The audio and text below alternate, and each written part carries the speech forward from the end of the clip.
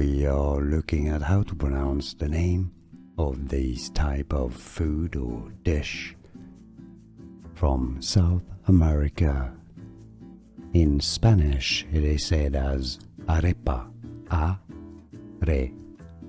3 syllables, stress on the middle syllable and the re syllable, arepa. In English, therefore, arepa, found in Colombia, Venezuela, Bolivia, Panama, arepa.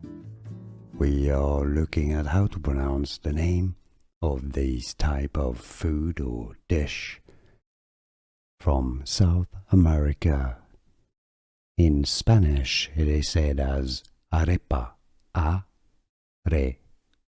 3 syllables, stress on the middle syllable and the re syllable, arepa. In English, therefore, arepa, found in Colombia, Venezuela, Bolivia, Panama, arepa. Here are more videos on how to pronounce more confusing words and names too many mispronounced. Like this video if you found it useful. I appreciate your support. I'll see you soon and thanks for watching.